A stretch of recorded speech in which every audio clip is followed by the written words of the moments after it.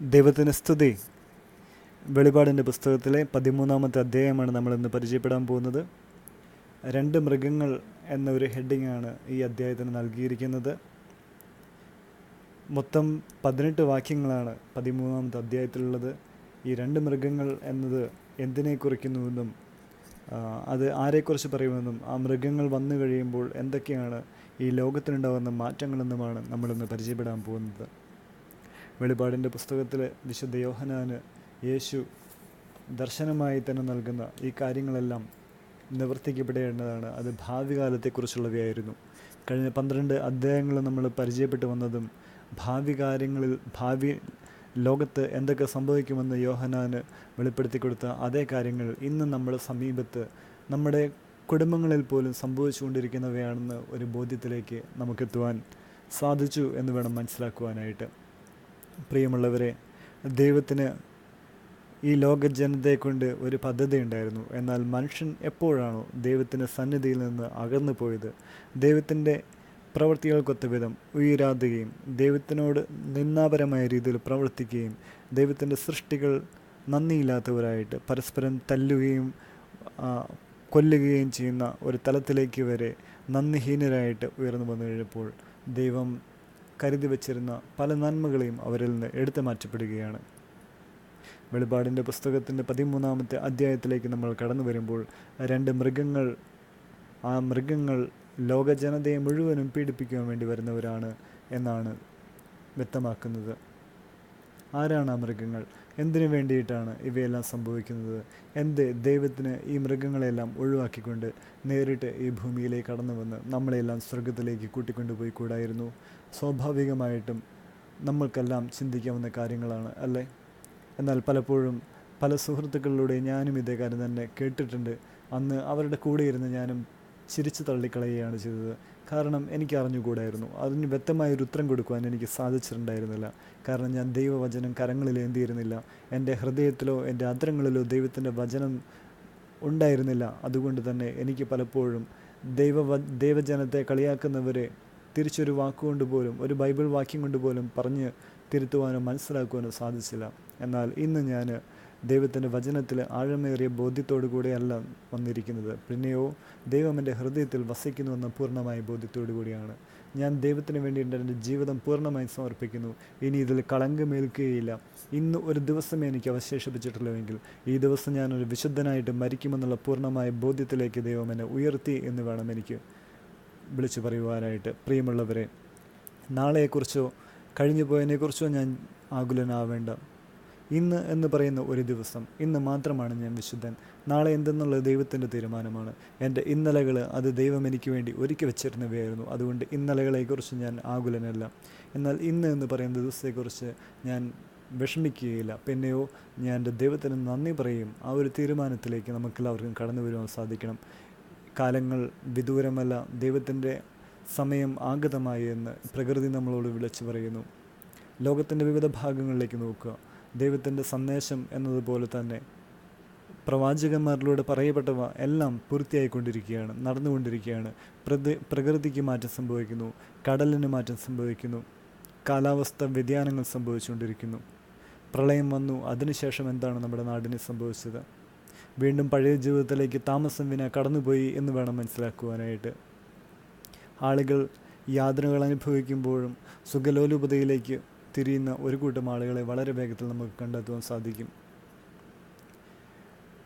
പിച്ചച്ചട്ടിയിൽ കൈയിട്ട് വാരുന്നു എന്ന് പറയുന്നതിന് തുല്യമെന്ന വണ്ണം തന്നെ ആളുകളെ ചൂഷണം ചെയ്ത് ജീവിക്കുന്നവർ വീണ്ടും കടന്നു വരുന്ന ഒരു കാഴ്ച കൂടി നമ്മുടെ ചുറ്റിനും ഒരുപക്ഷെ കണ്ടുകൊണ്ടിരിക്കുന്നുണ്ടാവാം. യാതനകൾ അനുഭവിക്കുന്നവൻ കൊടിയ യാതനകൾക്ക് വിധേയമാകുന്നു. പട്ടിണി അനുഭവിക്കുന്നവൻ കൊടിയ പട്ടിണികൾക്ക് വിധേയമാകുന്നു. എന്നാൽ ഇവയെല്ലാം ദൈവത്തിൻ്റെ രക്ഷാകര പദ്ധതിക്ക് വേണ്ടിയിട്ടുള്ള ഒരു തിരുവെഴുത്ത് പൂർത്തീകരണത്തിന് വേണ്ടിയിട്ടാണ് എന്നുള്ള ബോധ്യം നമ്മളിലേക്ക് കടന്നു വന്നു കഴിയുമ്പോൾ ഈ യാതനകളെയെല്ലാം സന്തോഷത്തോടു കൂടി സ്വീകരിക്കാൻ നമുക്ക് സാധിക്കണം. അതിലേക്കാണ് ദൈവം നമ്മളെല്ലാവരെയും വിളിച്ചിരിക്കുന്നത്. ദൈവത്തിൻ്റെ ആ പ്രവൃത്തിക്കൊത്ത വിധം വിശ്വാസത്തിൽ വളരുവാൻ നമുക്ക് സാധിക്കണം. അതിന് വെളിപാട് പുസ്തകത്തിൻ്റെ 13-ാമത്തെ അധ്യായം നമ്മളെല്ലാവരെയും സഹായിക്കട്ടെ. സ്നേഹനിധിയായ പരിശുദ്ധാത്മാവേ, അങ്ങ് സ്വർഗീയമായ ജ്ഞാനത്താൽ ഞങ്ങളെ നിറയ്ക്കണമേ, നയിക്കണമേ. ഞങ്ങൾ പരിചയപ്പെടുന്ന വചനഭാഗങ്ങൾ മനസ്സിലാക്കാൻ തക്ക വിധം ഞങ്ങളെ ഹൃദയങ്ങളെ അവിടുന്ന് തുറന്നു തരണമേ. ലോകത്തിൻ്റേതായ കാര്യങ്ങളിലേക്കല്ല കർത്താവെ ഞങ്ങളുടെ ചിന്തകൾ പോകേണ്ടത്. പിന്നെയോ ഉന്നതമായ ജ്ഞാനത്താൽ അവിടുന്ന് വെളിവാക്കപ്പെടുന്ന കാര്യങ്ങളെ മനസ്സിലാക്കുവാനും അവിടുന്ന് ഈ വെളിപാടിനെ ഒരു രഹസ്യമായി തന്നെ സൂക്ഷിച്ചു വച്ചിരുന്നു ഈ കാലം അത്രയും. ഞങ്ങൾക്ക് വളരെ നേരത്തെ ഇതൊന്ന് ആരെങ്കിലും പറഞ്ഞു തരുവാനുണ്ടായിരുന്നെങ്കിൽ ദൈവമേ, ഞങ്ങൾ ഒരിക്കലും പാപത്തിൻ്റെ വഴികളിൽ ജീവിക്കുകയില്ലായിരുന്നുവല്ലോ. കർത്താവെ, നിൻ്റെ പദ്ധതികളെക്കുറിച്ച് ഞങ്ങൾക്ക് അറിവില്ലായിരുന്നു, അവ മനസ്സിലാക്കുവാനുള്ള ജ്ഞാനമില്ലായിരുന്നു. എന്നാൽ ഇന്ന് ലോകത്തിൻ്റെ വിവിധ ഭാഗങ്ങളിൽ അനേകമായിരം ആളുകളിലൂടെ കർത്താവെ, നിൻ്റെ നാമത്തിൽ അനേകം ആളുകൾ പ്രവചിക്കുന്നു, അത്ഭുതങ്ങൾ സംഭവിച്ചുകൊണ്ടിരിക്കുന്നു. അന്തിക്രിസ്തു വരും എന്ന് പറയുന്നു. എന്നാൽ കർത്താവെ, അവൻ ഓൾറെഡി ഈ ലോകത്തിലുണ്ട് എന്ന ഒരു ചിന്തയിലേക്ക് വരും ദിവസങ്ങളിൽ ഞങ്ങൾ മനസ്സിലാക്കിക്കൊണ്ട് അതിനനുസരിച്ച് തന്നെ ജീവിക്കുവാൻ, ഞങ്ങളുടെ ജീവിതത്തെ ക്രമീകരിക്കുവാൻ അവിടുന്ന് സഹായിക്കണമേ. അതിന് ദൈവപിതാവേ, ഞങ്ങൾക്ക് സ്വർഗീയമായ ജ്ഞാനം ആവശ്യമുണ്ട്. അങ്ങയുടെ പുത്രൻ കാൽവരിക്കുരിശിൽ യാഗമായി തീർന്നപ്പോൾ അവൻ്റെ ശരീരത്തിൽ നിന്നും ഒഴുകി വീണ ഓരോ രക്തത്തുള്ളികളാലും ഞങ്ങളെയും ഞങ്ങളുടെ കുടുംബങ്ങളെയും അവിടുന്ന് വിശുദ്ധീകരിക്കണമേ. ഈ ലോകയാത്ര എപ്പോഴവസാനിക്കുമെന്ന് ഞങ്ങൾക്കറിഞ്ഞുകൂടാ. എന്നാൽ ഞങ്ങൾക്ക് പ്രത്യാശയുണ്ട്, ദൈവത്തിൻ്റെ സന്നിധിയിൽ ധവളവസ്ത്രം സ്വീകരിക്കുവാനായിട്ട് അവിടുന്ന് ഞങ്ങളെയും ഒരുക്കുമെന്ന്. ഈ ലോകത്ത് യാതനകളും വേദനകളും ഉണ്ടാകുമ്പോൾ കർത്താവെ, ഞങ്ങൾ നിനക്ക് നന്ദി പറയുന്നു. കാരണം ഈ ശരീരത്ത് ലോകത്തിൻ്റേതായ ക്രൂരതകളും ദുഷ്ടതകളും നിലനിൽക്കാതെ തന്നെ ഞങ്ങളെ ഇവിടെ തന്നെ വിശുദ്ധീകരിച്ചുകൊണ്ട് കർത്താവെ, ഞങ്ങൾ ചെയ്തു കൂട്ടിയ പാപങ്ങൾക്ക് പരിഹാരമായിട്ട് ഈ ഭൂമിയിൽ തന്നെ ഞങ്ങളെ അവിടുന്ന് വിശുദ്ധീകരിച്ചുകൊണ്ട് സ്വർഗത്തിലേക്ക് പോകുന്നുവെങ്കിൽ ദൈവമേ, നിൻ്റെ തിരഞ്ഞെടുക്കപ്പെട്ടവരുടെ ഗണത്തിലേക്ക് ഞങ്ങൾക്കും കടന്നു വരുവാൻ സാധിക്കുമല്ലോ. യേശുവേ, നിന്നെ അറിയാത്തവരിലേക്ക് നിൻ്റെ വചനത്തെ പകർന്നു കൊടുക്കുവാനുള്ള കൃപാദാനവും ഞങ്ങൾക്ക് നൽകണമേ എന്ന് ഞങ്ങളുടെ അപേക്ഷിക്കുന്നു. വരങ്ങളും ദാനങ്ങളും ഞങ്ങൾക്ക് പ്രദാനം ചെയ്യണമേ. പരിശുദ്ധാത്മാവേ, ഞങ്ങളുടെ ഹൃദയങ്ങളിലേക്ക് കടന്നു വരണമേ. ഞങ്ങളെ വിശുദ്ധീകരിക്കണമേ. ഞങ്ങളുടെ സമൂഹത്തെ അനുഗ്രഹിക്കണമേ. പിതാവിൻ്റെയും പുത്രൻ്റെയും പരിശുദ്ധാത്മാവിൻ്റെ നാമത്തിൽ ആമേൻ. യേശുവിൽ പ്രിയപ്പെട്ടവരെ, വെളിപാടിൻ്റെ പുസ്തകത്തിൻ്റെ 13-ാമത്തെ അധ്യായം 1 മുതൽ 18 വരെയുള്ള വാക്യങ്ങൾ നമ്മൾ ഇന്ന് പരിചയപ്പെടുമ്പോൾ അതിൽ 4ഓളം വാക്യങ്ങൾ മാത്രമാണ് നമ്മൾ പരിശോധിക്കുവാൻ പോകുന്നുള്ളൂ. വിവിധ പുസ്തകങ്ങളെ അടിസ്ഥാനമാക്കിയിട്ട് ഇനി വരുന്ന ദിവസങ്ങളിൽ ഇന്ന് വായിച്ച് മനസ്സിലാക്കുന്ന കാര്യങ്ങളെക്കുറിച്ച് ആഴമേറിയ വിധത്തിൽ കടന്നു പോകുവാൻ ദൈവം അനുവദിക്കുന്നു എന്ന് വേണം മനസ്സിലാക്കുവാനായിട്ട്. ആ ദിവസങ്ങളിലെല്ലാം കൂടുതൽ ആഴമേറിയ വിധത്തിൽ നമുക്ക് പല കാര്യങ്ങളും മനസ്സിലാക്കും. നമ്മൾ ഇന്ന് വായിച്ച് കേൾക്കുവാൻ പോകുന്ന ഇല്ലെങ്കിൽ വാക്യങ്ങൾ വിചിന്തനം ചെയ്യുന്നത് അവ കഴിഞ്ഞ ദിവസങ്ങളിലെല്ലാം പല സാഹചര്യങ്ങളിലൂടെയും പല കാര്യങ്ങളുടെ തെളിവിന് വേണ്ടിയിട്ട് നമ്മൾ പരിശോധിച്ചവയാണ്. അവ തന്നെയാണ് ഇന്ന് വീണ്ടും പരിശോധനാ വിഷയമായിട്ട് സ്ഥിരീകരണ വാക്യങ്ങളായിട്ട് നമുക്ക് ദൈവം നൽകിയിരിക്കുന്നത്. നമുക്ക് വേഗം തന്നെ വെളിപാടിൻ്റെ പുസ്തകത്തിൻ്റെ 13-ാമത്തെ അധ്യായം 1 മുതൽ 18 വരെയുള്ള വാക്യങ്ങൾ വായിച്ച് കേൾക്കാം. 2 മൃഗങ്ങൾ. കടലിൽ നിന്ന് കയറി വരുന്ന ഒരു മൃഗത്തെ ഞാൻ കണ്ടു.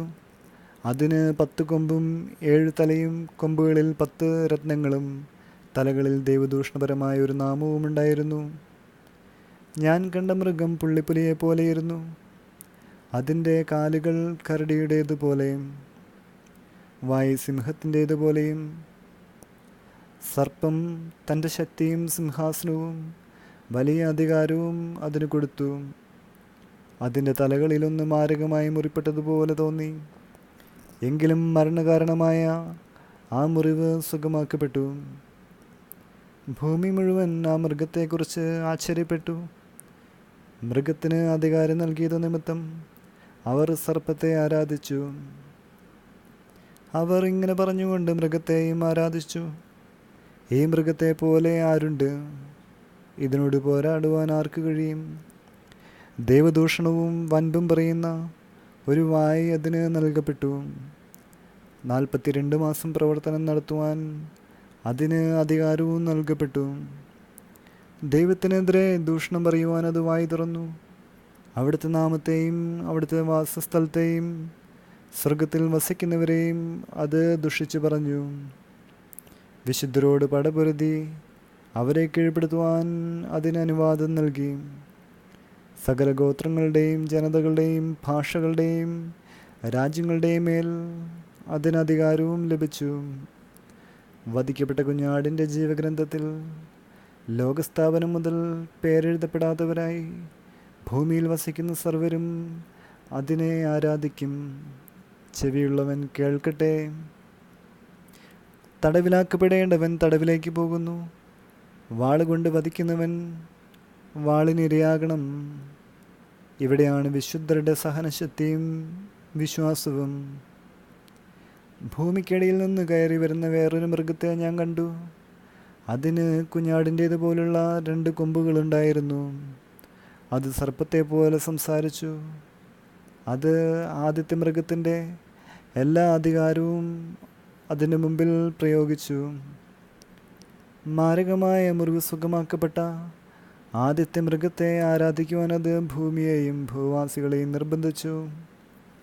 ആകാശത്ത് നിന്ന് ഭൂമിയിലേക്ക് തീ ഇറക്കുക പോലും ചെയ്ത് വലിയ അടയാളങ്ങളും മനുഷ്യരുടെ മുമ്പാകെ അത് കാണിച്ചു.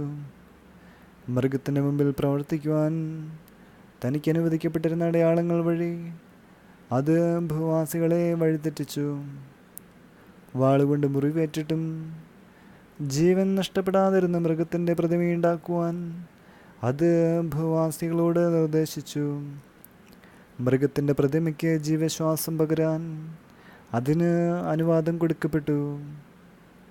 പ്രതിമയ്ക്ക് സംസാരശക്തി ലഭിക്കുവാനും പ്രതിമയെ ആരാധിക്കാത്തവരെ കൊല്ലിക്കാനും വേണ്ടിയായിരുന്നു അത്. ചെറിയവരും വലിയവരും, ധനികരും ദരിദ്രരും, സ്വതന്ത്രരും അടിമകളുമായ എല്ലാവരുടെയും വലത്ത് കൈയിലോ നെറ്റിയിലോ മുദ്ര കുത്തണമെന്നത് നിർബന്ധിച്ചു. മൃഗത്തിൻ്റെ നാമമോ നാമത്തിൻ്റെ സംഖ്യയോ മുദ്രയടിക്കപ്പെടാത്തവർക്ക് കൊടുക്കൽ വാങ്ങൽ അസാധ്യമാക്കാൻ വേണ്ടിയായിരുന്നു അത്. ഇവിടെയാണ് ജ്ഞാനം ആവശ്യമായിരിക്കുന്നത്. ബുദ്ധിയുള്ളവൻ മൃഗത്തിൻ്റെ സംഖ്യ കണക്ക് കൂട്ടട്ടെ. അത് ഒരു മനുഷ്യൻ്റെ സംഖ്യയാണ്. ആ സംഖ്യ 666. ദൈവത്തിന് സ്തുതി. നമ്മൾ വായിച്ചു കേട്ട 2 മൃഗങ്ങളെക്കുറിച്ചുള്ള കാര്യങ്ങളാണ് ഇപ്പോൾ വിചിന്തനം ചെയ്യപ്പെടാൻ പോകുന്നത്. ബൈബിളിൻ്റെ വിവിധ ഭാഗങ്ങളിൽ നിന്ന് പ്രത്യേകമായിട്ട് നമ്മൾ ഇന്ന് വിചിന്തനം ചെയ്യാൻ പോകുന്നത് ദാനിയേൽ പ്രവാചകൻ്റെയും ജെറമിയ പ്രവാചകൻ്റെയും പുസ്തകങ്ങളെ ആധാരമാക്കി മാത്രമാണ്. പിന്നീട് ഈ ലോകത്തിൻ്റേതായ കുറച്ച് കാര്യങ്ങൾ കൂടി ചിന്തിക്കുവാൻ ദൈവം അനുവദിക്കുന്നുവെങ്കിൽ അതിനെക്കൂടി ഒന്ന് മനസ്സിലാക്കുവാൻ നമുക്ക് പരിശ്രമിക്കാം. നമുക്ക് ആദ്യമായിട്ട് തന്നെ പരിശോധിക്കാൻ പോകുന്ന വാക്യം ജെറമിയ പ്രവാചകൻ്റെ 13-ാമത്തെ അധ്യായത്തിൻ്റെ 1-ാമത്തെ വാക്യമാണ്. അതിപ്രകാരമാണ്: കടലിൽ നിന്ന് കയറി വരുന്ന ഒരു മൃഗത്തെ ഞാൻ കണ്ടു. അതിന് 10 കൊമ്പും 7 തലയും, കൊമ്പുകളിൽ 10 രത്നങ്ങളും, തലകളിൽ ദൈവദൂഷണപരമായ ഒരു നാമവും ഉണ്ടായിരുന്നു. എന്താണ് ആ മൃഗം, അതിൻ്റെ 10 കൊമ്പുകൾ എന്നൊക്കെ പറയുന്നത്? അതുപോലെ 7 തല, അതിൽ 10 രത്നങ്ങൾ, ഇതെല്ലാം എന്താണ്? ദൈവദൂഷണപരമായ ഒരു നാമവും ആ മൃഗത്തിനുണ്ടായിരുന്നു എന്നാണ് പറയുന്നത്. അതിനെക്കുറിച്ച് രേഖപ്പെടുത്തിയിരിക്കുന്നത് ദാനിയേൽ പ്രവാചകൻ്റെ പുസ്തകത്തിലെ 7-ാമത്തെ അധ്യായത്തിലെ 1 മുതൽ 3 വരെയുള്ള വാക്യങ്ങളാണ്. പലപ്പോഴും ചില വാക്യങ്ങളൊക്കെ വായിച്ചു കഴിയുമ്പോൾ നമുക്കതിൻ്റെ ഒരു പൂർണ്ണമായൊരു അർത്ഥത്തിലേക്ക് എത്തുവാൻ സാധിക്കുന്നില്ല. എങ്കിലും ദൈവം ഈ ലോകത്തിൻ്റേതായ നമ്മുടെ ചുറ്റും നടക്കുന്ന കാര്യങ്ങളെയൊക്കെ അപഗ്രഥിച്ച് നോക്കുമ്പോൾ ഈ പറഞ്ഞ കാര്യങ്ങൾ, അപൂർണങ്ങളായ കാര്യങ്ങൾ പൂർണ്ണതയിലേക്ക് നമുക്ക് വെളിവാക്കപ്പെടും. കൺമുമ്പിൽ കണ്ടാലെന്ന പോലെ നമുക്ക് മനസ്സിലാക്കുവാനായിട്ട് ദൈവം അനുവദിക്കുകയും ചെയ്യും. ദാനിയേൽ 7:1 മുതൽ 3 വരെയുള്ള വാക്യങ്ങൾ. ബാബിലോൺ രാജാവായ ബെൽഷാസറിൻ്റെ 1-ാം ഭരണവർഷം ദാനിയേലിന് ഉറക്കത്തിലൊരു സ്വപ്നവും ചില ദർശനങ്ങളും ഉണ്ടായി. അവൻ സ്വപ്നം എഴുതിയിടുകയും അതിൻ്റെ സംഗ്രഹം അറിയിക്കുകയും ചെയ്തു. ദാനിയേൽ പറഞ്ഞു: ആകാശത്തിലെ 4 കാറ്റുകളും മഹാസമുദ്രത്തെ ഇളക്കി മറിക്കുന്നത് നിശാദർശനത്തിൽ ഞാൻ കണ്ടു. 4 വലിയ മൃഗങ്ങൾ കടലിൽ നിന്ന് കയറി വന്നു. അവ വിഭിന്നങ്ങളായിരുന്നു. ദൈവത്തിന് സ്തുതി. കഴിഞ്ഞ ദിവസങ്ങളിലൊക്കെ നമ്മൾ പരിചയപ്പെട്ടിരുന്നു. ദൈവത്തിൻ്റെ ദൂതർ 4 കാറ്റുകളെ ആകാശത്തിൻ്റെ കോണുകളിലേക്ക് വിവിധ ദിക്കുകളിൽ കെട്ടിയിട്ടിരിക്കുകയാണ്. ദൈവം കൽപ്പിക്കുന്ന സമയത്ത് ദൂതൻ അവയെ അഴിച്ചുവിടും. അവ ഭൂമിയെ മുഴുവൻ നശിപ്പിക്കുവാനായിട്ട് കടന്നു വരുമെന്ന്. അതേപോലെ തന്നെ യൂഫ്രട്ടീസ് നദീതീരത്ത് കെട്ടിയിട്ടപ്പെടുന്നവർക്ക് സ്വാതന്ത്ര്യം ലഭിച്ചതായിട്ടും ഒക്കെ നമ്മൾ മനസ്സിലാക്കുകയുണ്ടായി. ഇത് പ്രകൃതിയുടെ ഒരു പ്രവൃത്തിയെ കൂടി കാണുവാനായിട്ട് ദൈവം അനുവദിക്കുകയാണ് നമ്മളിവിടെ. സകല കാറ്റുകളും, ആകാശത്തിലെ 4 കാറ്റുകളും മഹാസമുദ്രത്തെ ഇളക്കിമറിക്കുന്ന നിശാദർശനത്തിൽ ഞാൻ കാണുന്നു എന്നാണ് ദാനിയേൽ ഇവിടെ രേഖപ്പെടുത്തിയിരിക്കുന്നത്. നമുക്കറിയാം, വലിയ കാറ്റുകളെല്ലാം ലോകത്തിൻ്റെ വിവിധ രാജ്യങ്ങളെയും വിവിധ നാടുകളെയും കീഴ്പ്പെടുത്തിക്കൊണ്ട് കടന്നുപോയി. ചിലത് കടന്നു വന്നുകൊണ്ടിരിക്കുന്നു, വരാനിരിക്കുന്നു. നമ്മുടെ ഭാരതത്തിലെ ഉത്തർപ്രദേശ് അങ്ങനെ കുറച്ച് നാൾ ഈ വർഷത്തിൽ തന്നെ 2018 തുടക്കകാലങ്ങളിൽ തന്നെ വളരെ വലിയൊരു കാറ്റ് വന്ന് മൂടുകയും പൊടിക്കാറ്റ് വന്ന് മൂടുകയും അവയെല്ലാം വളരെയധികം നാശം വിതയ്ക്കുകയും ചെയ്തിട്ടാണ് പോയത്. ഒരു മനുഷ്യനും ഒരിക്കലും പ്രതീക്ഷിക്കാനാവാത്ത അത്ര വലിയ ശക്തമായൊരു കാറ്റായിരുന്നു അത്. പിന്നീട് ഇപ്പോൾ ഏറ്റവും അടുത്തെന്ന് പറയുകയാണെങ്കിൽ നമ്മൾ സെപ്റ്റംബർ മാസത്തിൽ 2018 സെപ്റ്റംബർ മാസത്തിൽ കണ്ടു, ജപ്പാനെ മുഴുവനും വാരി ഉലച്ച ഒരു കാറ്റ്, ജെബി എന്ന് പറയുന്ന ഒരു വലിയ കാറ്റ്. അതൊക്കെ വരുത്തിവെച്ച നഷ്ടങ്ങൾ മനുഷ്യന് സങ്കല്പിക്കുവാനാവുന്നതിലും അപ്പുറമാണ്. ആ നഷ്ടങ്ങൾ അത് ഉടനെയൊന്നും വീണ്ടെടുക്കുവാൻ നികത്തപ്പെടുവാൻ പോകുന്നതല്ല എന്ന് നമുക്ക് വീഡിയോകളിലൂടെയും മറ്റും നമ്മൾ കണ്ട് മനസ്സിലാക്കിയതാണ്. ഈ നഷ്ടങ്ങളെല്ലാം ആജീവനാന്തമായി തന്നെ കണക്കാക്കണം. കാരണം അത് നികത്തി വരുന്നതിന് മുമ്പായി തന്നെ വീണ്ടും അടുത്ത നഷ്ടങ്ങൾ ദൈവത്തിൻ്റെ ക്രോധത്തിന് ഈ ഭൂമി മുഴുവൻ കാരണമായി തീരും. പ്രകൃതി അത് പ്രതികരിച്ച് തുടങ്ങിയിരിക്കുന്നു, അതിൻ്റെ ലക്ഷണങ്ങൾ കാണിച്ച് തുടങ്ങിയിരിക്കുന്നു. നമ്മൾ സെപ്റ്റംബർ 15, 16 ഈ ദിവസങ്ങളിലൊക്കെ ആയിട്ട് അമേരിക്കയെ പിടിച്ചു കുലുക്കാൻ പോകുന്ന മറ്റൊരു കാറ്റ്, ഫ്ലോറൻസോ അങ്ങനെ എന്തോ പേരിട്ടിരിക്കുന്ന ഒരു കാറ്റ് കൂടി വന്ന് ആ ഒരു നാടിനെ മുഴുവൻ നശിപ്പിക്കാൻ പോവുകയാണ് എന്ന് അധികൃതർ അറിയിച്ച പ്രകാരം ആ നാട്ടിൽ നിന്നും 10 ലക്ഷത്തോളം ആളുകൾ തങ്ങളുടെ സ്വത്തുക്കളും സമ്പാദ്യങ്ങളുമായിട്ട് ഏറ്റവും സുരക്ഷിതമെന്ന് കരുതപ്പെടുന്ന സ്ഥലങ്ങളിലേക്ക് മാറിപ്പോയിക്കൊണ്ടിരിക്കുന്ന, പലായനം ചെയ്യുന്ന ഒരു കാഴ്ച കൂടി TV-യിലൂടെ ഈ ദിവസങ്ങൾ നമ്മൾ കണ്ടുകൊണ്ടിരിക്കുകയായിരുന്നു. എന്താണ് ഇതിൻ്റെ എല്ലാം അർത്ഥം? എന്തിനു വേണ്ടിയിട്ടാണ് ഈ കാറ്റുകളെല്ലാം ഇങ്ങനെ വന്നുകൊണ്ടിരിക്കുന്നത്? അത് യൂഫ്രട്ടീസ് നദിയുടെ തീരത്ത് കെട്ടിയിട്ടിരുന്ന 4 ദൂതന്മാരെ ദൈവം ദൂതന്മാരെ അഴിച്ചുവിട്ടു. അവ ലോകത്തിൻ്റെ വിവിധ സ്ഥലങ്ങളിലേക്ക് തങ്ങളുടെ ഒരു പ്രത്യേക വ്യക്തിയുടെ ആധിപത്യത്തെ, ശക്തിയെ കാണിക്കുവാൻ വേണ്ടിയിട്ട് കടന്നുപോയിക്കൊണ്ടിരിക്കുകയാണ്. ആ വ്യക്തിയെക്കുറിച്ചാണ് നമ്മൾ വെളിപാടിൻ്റെ പുസ്തകത്തിൽ 2 മൃഗങ്ങൾ എന്ന് കാണിച്ചിരിക്കുന്നത്. ആ മൃഗങ്ങളുടെ പ്രത്യേകതകളും കാര്യങ്ങളുമെല്ലാം നമ്മൾ കണ്ടു. ഇനി ഇത് ഒരു വശത്ത് ഇത് പ്രകൃതിപരമായ കാര്യങ്ങൾ, എന്നാൽ അധികാരത്തിൻ്റെ തലത്തിലേക്ക് കയറി വരുന്ന ആ മൃഗങ്ങൾ ആരൊക്കെ, അവയുടെ ദൗത്യമെന്ത് എന്ന് നമുക്ക് 1-2 വാക്യങ്ങൾ കൂടി പരിശോധിച്ച ശേഷം മനസ്സിലാക്കാം. ദാനിയേൽ പ്രവാചകൻ്റെ പുസ്തകത്തിൻ്റെ 7-ാം അധ്യായത്തിലെ തന്നെ മറ്റു വാക്യങ്ങളാണ് നമ്മൾ ഇനി വീണ്ടും പരിശോധിക്കുന്നത്.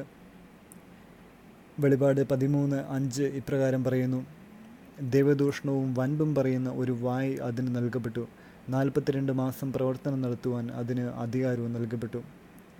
ദാനിയേലിൻ്റെ 7-ാം അധ്യായത്തിൻ്റെ 8-ാമത്തെ വാക്യം അതിപ്രകാരമാണ് പറയുന്നത്: ഞാൻ കൊമ്പുകൾ നോക്കിക്കൊണ്ടിരിക്കുമ്പോൾ ഇതാ മറ്റൊരു ചെറിയ കൊമ്പ് അവയുടെ ഇടയിൽ മുളച്ചു വരുന്നു.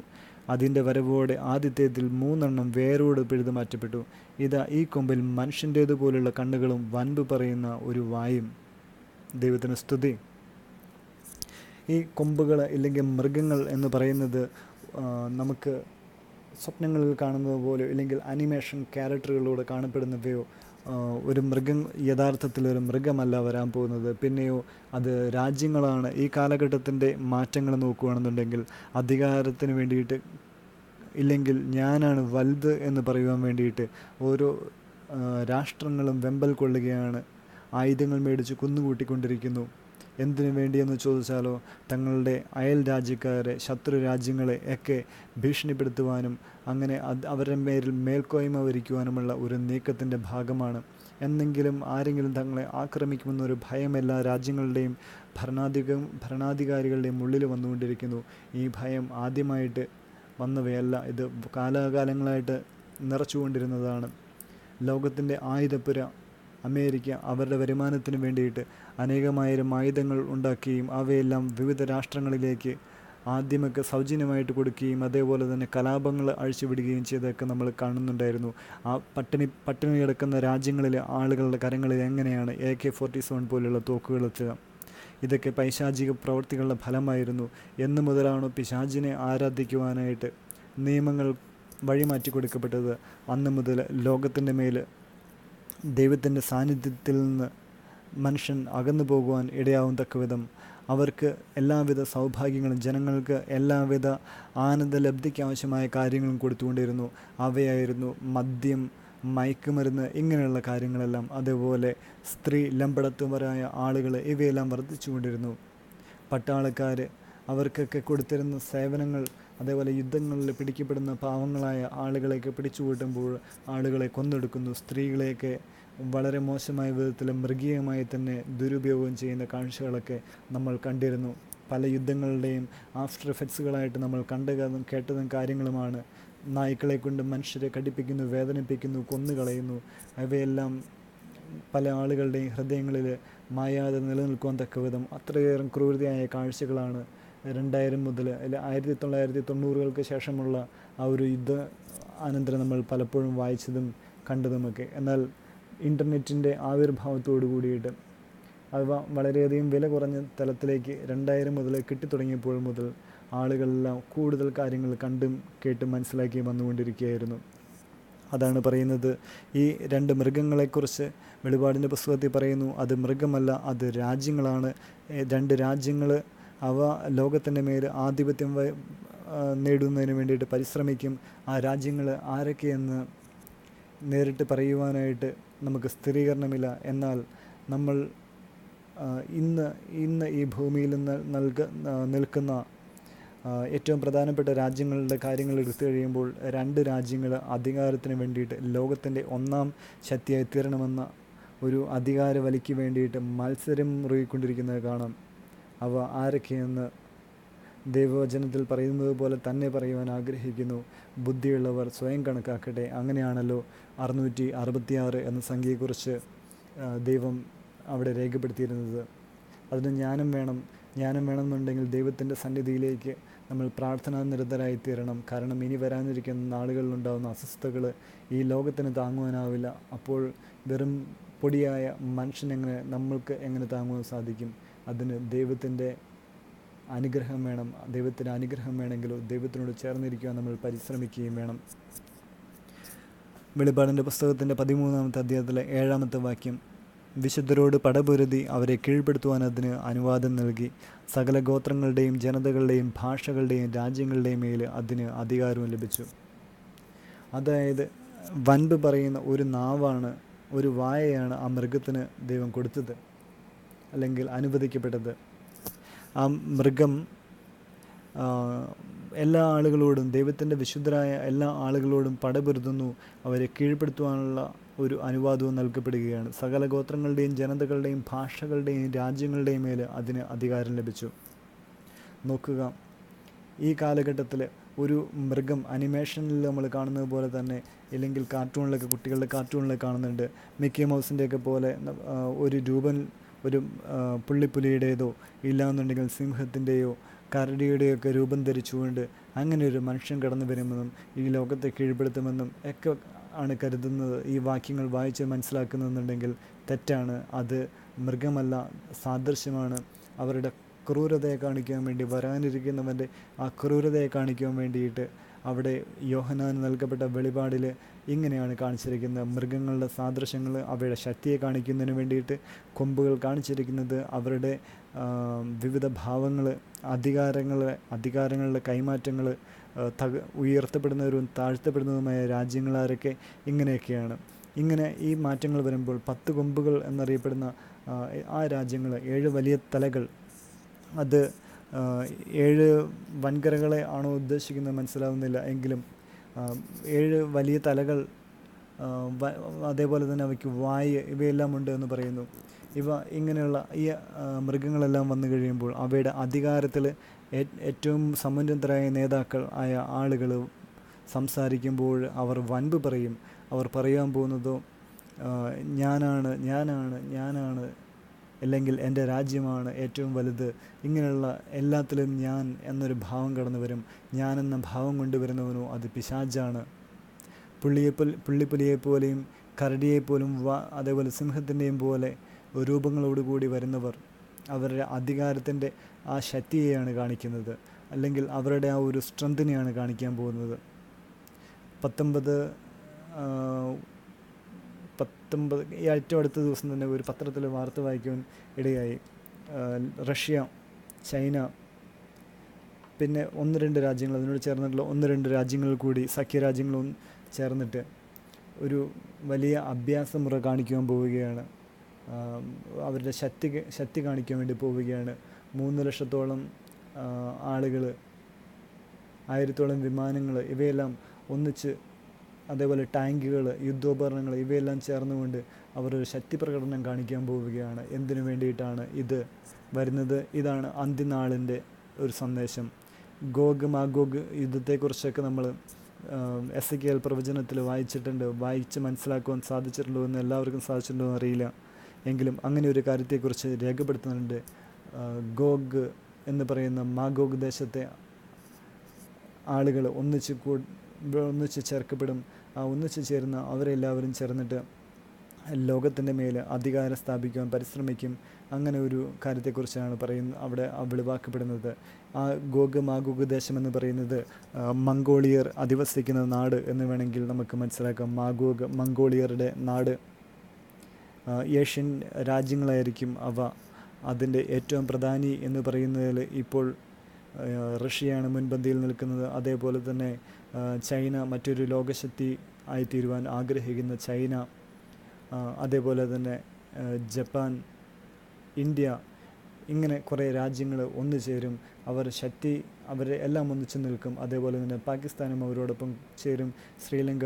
ഇങ്ങനെ ഒരു ഏഷ്യൻ രാജ്യങ്ങളുടെ ഒരു കൂട്ടമായിരിക്കും ഒന്നിച്ചു ചേരാൻ പോകുന്നത്.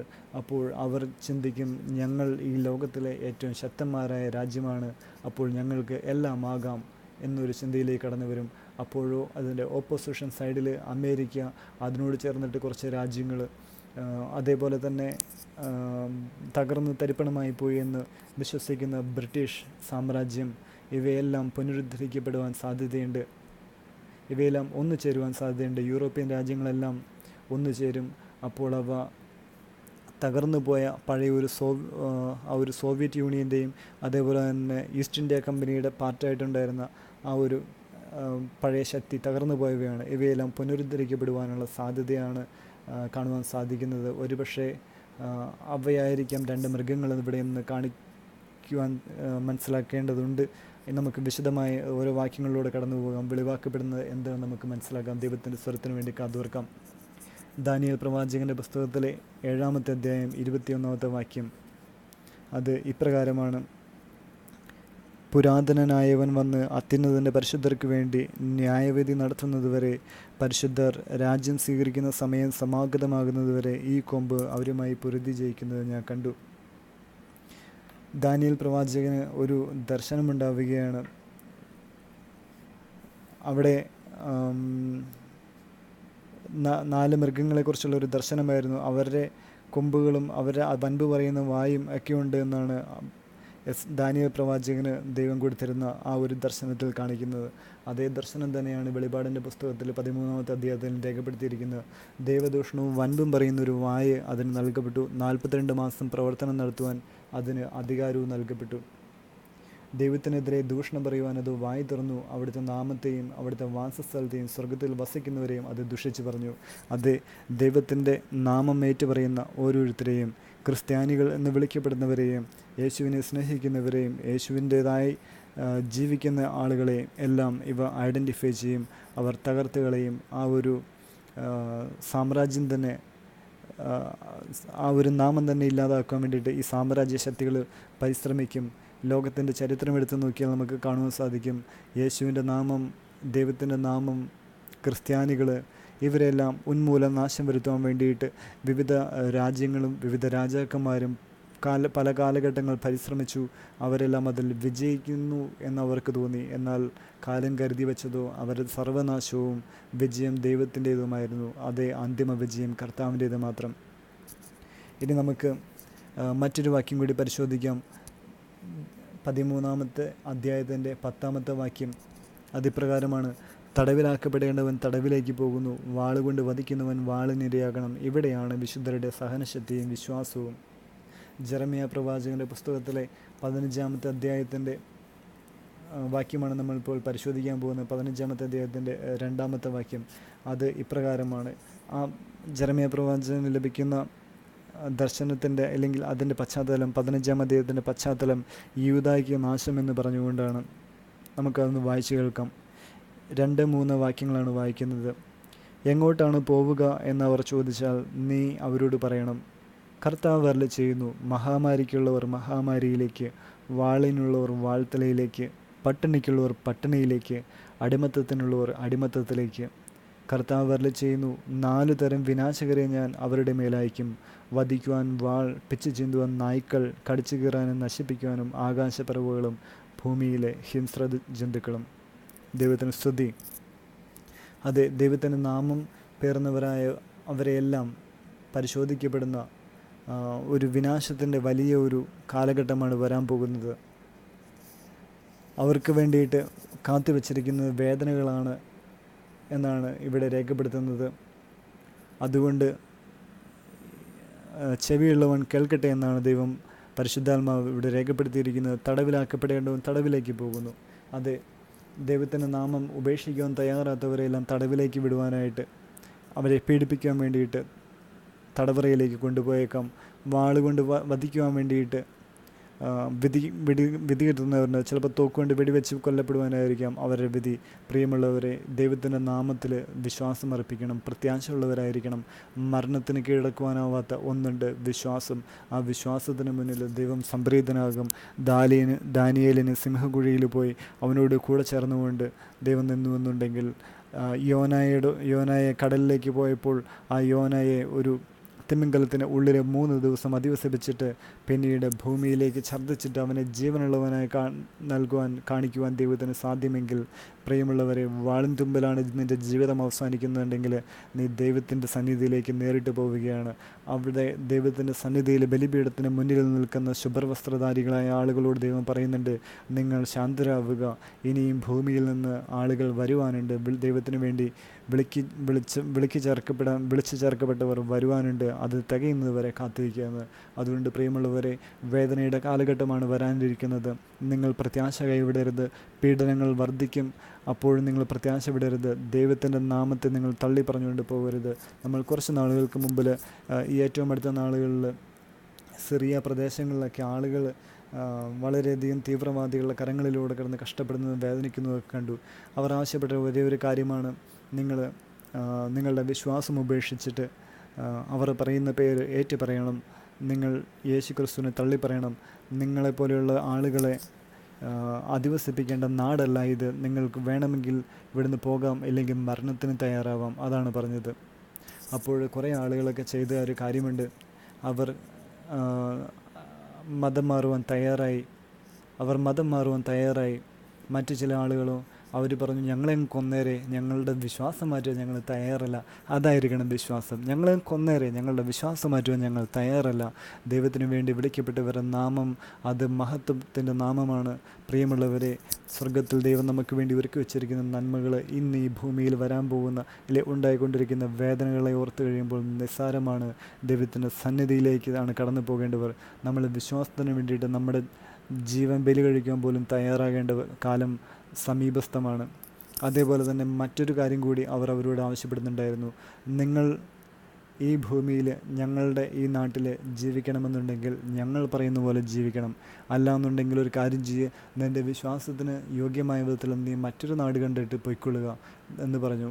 അതിനു വേണ്ടിയിട്ട് അവർ സമയം കൊടുത്തു കഴിഞ്ഞു. പിന്നീട് നമ്മൾ കുറച്ച് ആളുകളെയൊക്കെ കണ്ടു, കപ്പലുകളിലും ബോട്ടുകളിലുമൊക്കെ കയറിക്കൊണ്ട് തങ്ങളുടെ കരങ്ങളിലെടുക്കാവുന്ന സമ്പത്തുകളും എടുത്തുകൊണ്ട് കടന്നു പോകുന്ന ആളുകൾ.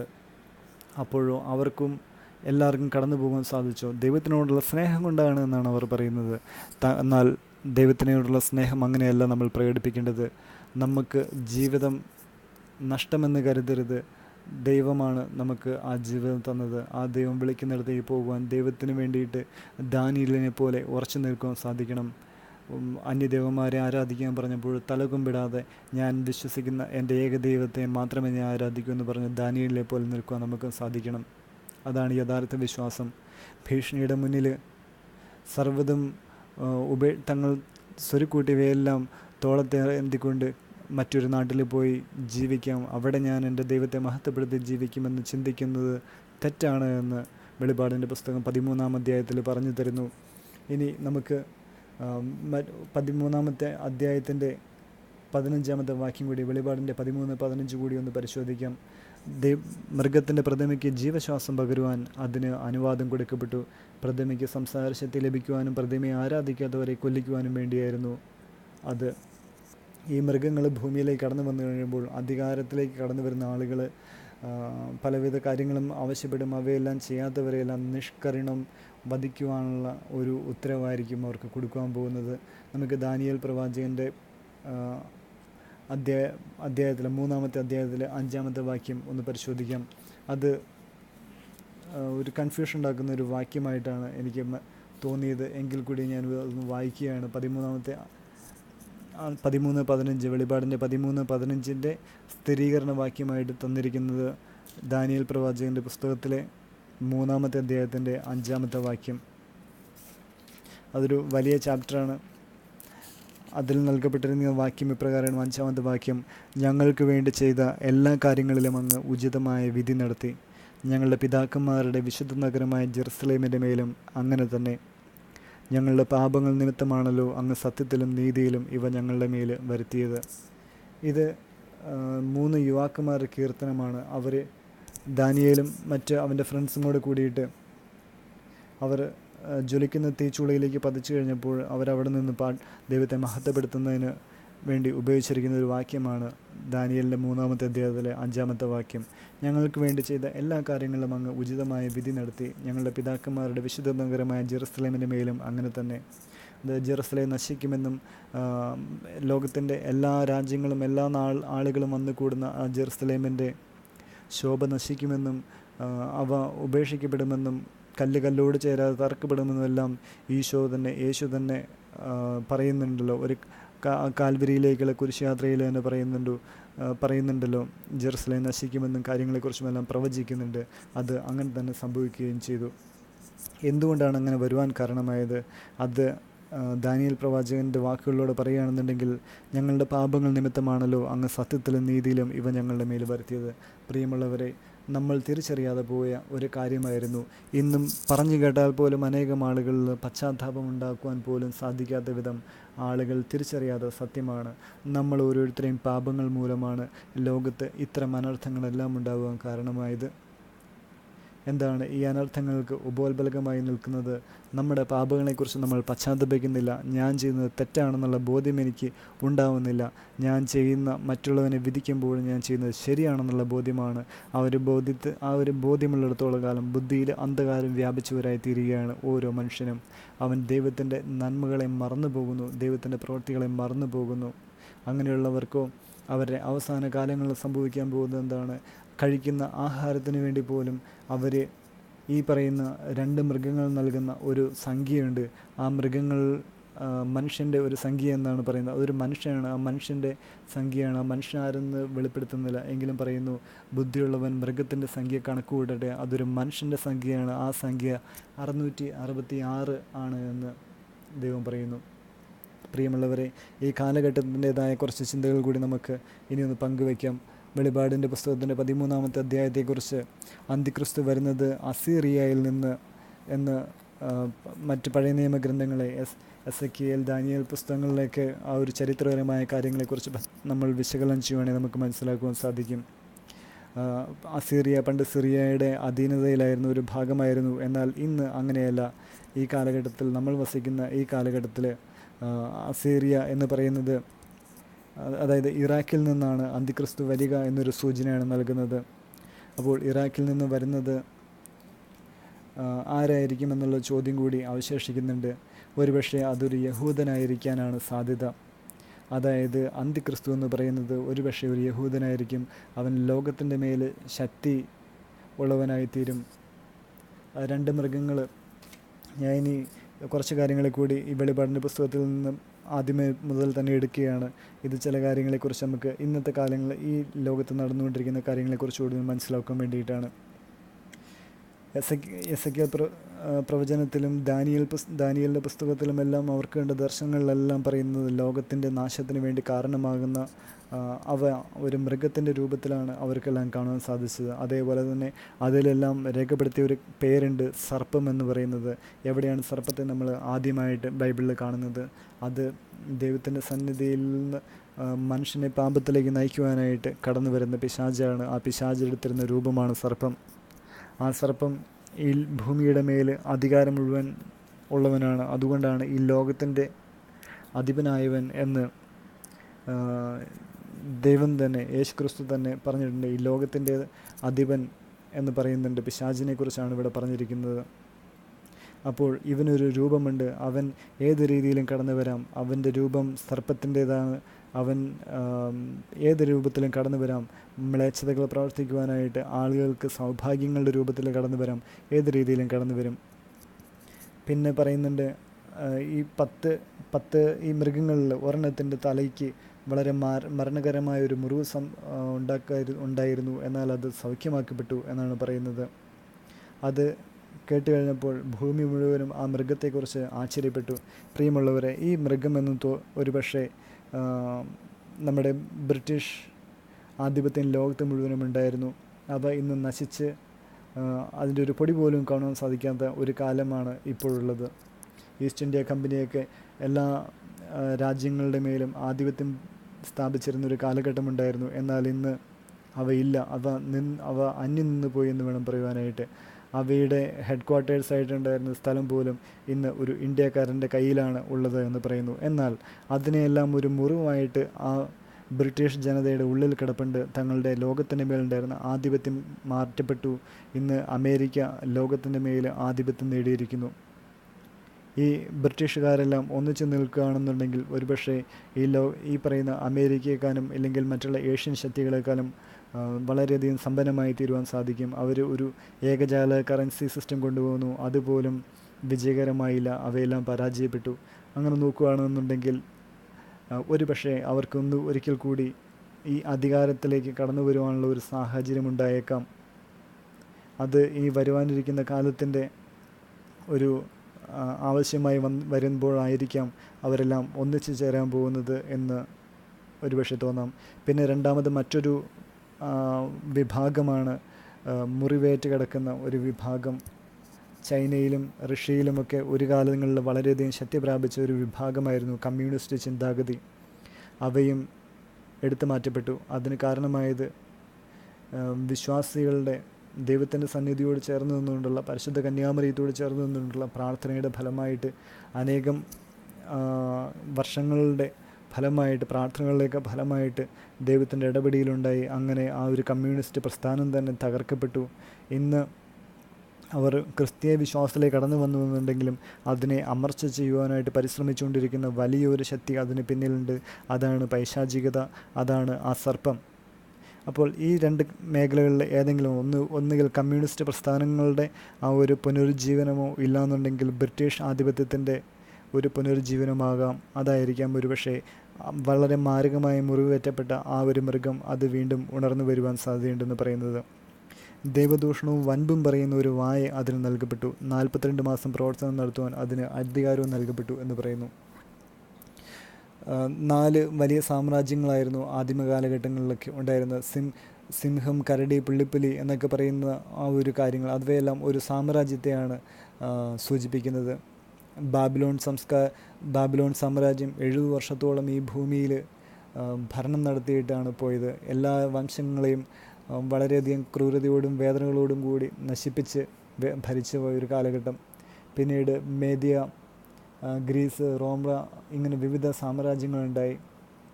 അപ്പോൾ അതിനെയൊക്കെ അടിസ്ഥാനമാക്കി നോക്കുകയാണെന്നുണ്ടെങ്കിൽ ഈ മൃഗം എന്ന് പറയുന്നത് ഒരു ഭരണവ്യവസ്ഥിതിയായിരിക്കാം. അന്ന് നശിച്ചു പോയി എന്ന് കരുതിയ ആ ഒരു വ്യവസ്ഥിതി വീണ്ടും കടന്നു വരാം. എന്നാൽ ഈ 4 വ്യവസ്ഥിതികളും ഈ 4 സ്വഭാവങ്ങളോടും കൂടിയ ഒരു പുനരുജ്ജീവനമാണ് സംഭവിക്കാൻ പോകുന്നത്. ഈ 4 സാമ്രാജ്യങ്ങൾ, നശിച്ചു പോയ 4 സാമ്രാജ്യങ്ങളിലും കൂടി ഒന്നിച്ചു വന്നാൽ എങ്ങനെയിരിക്കുമോ അങ്ങനെയുള്ള ഒരു കാലഘട്ടമാണ് അന്തിക്രിസ്തുവിൻ്റെ സാമ്രാജ്യം എന്ന് പറയുന്നത്. ആ അന്തിക്രിസ്തുവിൻ്റെ സാമ്രാജ്യം എന്ന് പറയുന്ന അതിൻ്റെ ഭരണവർഷമെന്ന് പറയുന്നത് 7 വർഷങ്ങളായിരിക്കും. ആ 7 വർഷങ്ങളിൽ അവൻ കടന്നു വന്നു കഴിയുമ്പോൾ കുഞ്ഞാടിനെ പോലെ തന്നെ സംസാരിക്കുകയും കാര്യങ്ങളൊക്കെ ചെയ്യുമെങ്കിലും അവൻ പലപ്പോഴും ആളുകളെ വഴിതെറ്റിക്കുവാൻ ഇടയാവും. വിശുദ്ധരോട് പടപൊരുതി അവരെ കീഴ്പ്പെടുത്തുവാൻ അതിന് അനുവാദം നൽകി. അങ്ങനെ സകല ഗോത്രങ്ങളുടെയും ജനതകളുടെയും ഭാഷകളുടെയും രാജ്യങ്ങളുടെയും മേൽ അതിന് അധികാരം ലഭിച്ചു. ആരാണ് വിശുദ്ധരെന്ന് പറയുന്നത്?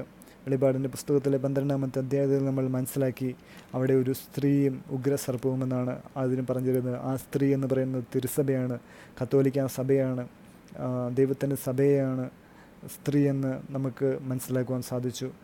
ഒരു പുതിയ ജെറുസലേമിലേക്ക് ദൈവം തൻ്റെ മണവാട്ടിയെ കൂട്ടിക്കൊണ്ടു പോകും. അവിടെ അവൾ സംരക്ഷിതയായിരിക്കാൻ വേണ്ടി 1280 ദിവസങ്ങളോളം വരുന്ന, അതായത് 42 മാസം എന്ന് പറഞ്ഞാൽ, കൃത്യമായി പറഞ്ഞാൽ 3.5 വർഷത്തോളം കാലം അവൾ സംരക്ഷിക്കപ്പെടേണ്ടിയിരിക്കുന്നു. അവളുടെ മക്കൾ, സഭയുടെ മക്കളായ നമ്മൾ ഓരോരുത്തരും സംരക്ഷിക്കപ്പെടേണ്ടിയിരിക്കുന്നു. തിരഞ്ഞെടുക്കപ്പെട്ടവരെല്ലാം സംരക്ഷിക്കപ്പെടേണ്ടിയിരിക്കുന്നു. എന്നാൽ ഈ വിശുദ്ധരായ ആളുകളോട് മുഴുവൻ കീഴ്പ്പെടുത്തുവാൻ ഈ ദൈവം തിരഞ്ഞെടുക്കാൻ പോകുന്ന ആളുകൾ ആരൊക്കെയെന്ന് പിശാചിന് അറിഞ്ഞുകൂടാ. എന്നാൽ സകല ക്രിസ്തീയ വിശ്വാസികളെയും പീഡിപ്പിക്കുവാൻ വേണ്ടിയിട്ട് അതിന് അനുവാദം നൽകുകയാണ്.